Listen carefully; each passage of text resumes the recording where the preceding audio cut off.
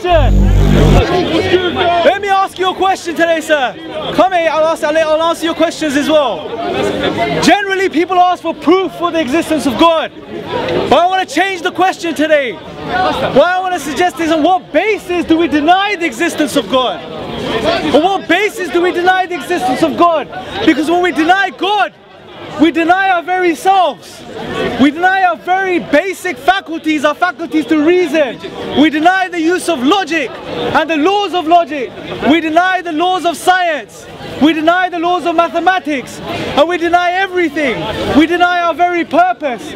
We render ourselves nothing but a cosmic accident. That's all we are in the absence of God. An accident.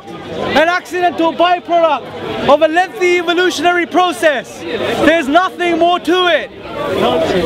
But what we need to do is we need to think, and we need to ask ourselves these questions, because if we deny God, this is the reality. See, God in the Quran, He says something profound. He says He will show us. He will show us His signs in the horizons and within ourselves. Why don't we think about this? The signs of the Creator all around us, but we're oblivious to this. We go about our daily lives completely oblivious to this reality. Completely oblivious. Let's look within ourselves. Just look within ourselves. I'll give you one sign. Within ourselves is a morsel of flesh. A piece of meat that's no bigger than my hand. No bigger than my fist. It beats 24/7, 7 days a week, 365 days a year. It is the heart, the human heart.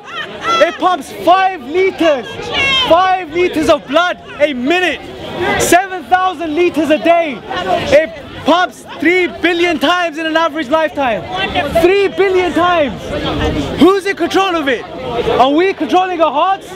Of course not. But we have the nerve to suggest that it's just happening by this blind, random process. There's no controller, it just beats. The heart's one of the first organs that starts functioning in the human being. Around day 22, before the brain develops, before the central nervous system starts functioning, the heart starts beating. Who is in control of this? It certainly isn't us. This is a sign. Yet we're oblivious to this. And one of the reasons is this. Because today, in the 21st century, we have something called science. And science is amazing.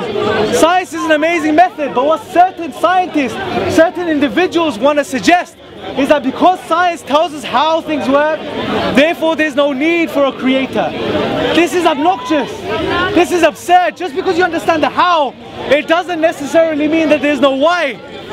Just because science cannot prove a why, just because science can't tell you why the heart beats, who is in control of this process, it doesn't mean there's no creator. It doesn't mean there's no one in control of this process. To suggest such a thing would be absurd.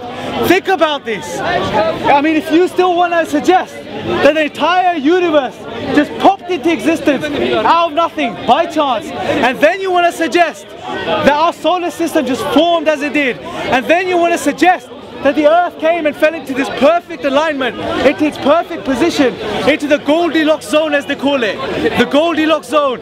Neither too close to the sun, neither too far. If you want to suggest this, and then you want to suggest that the atmosphere fell into this perfect balance, and then you want to suggest that life just popped into existence out of nowhere, and then you want to suggest that life developed. If you want to suggest that all of these things are by chance, by random, blind, unconscious processes, then remember that you're not deluding anyone except yourself.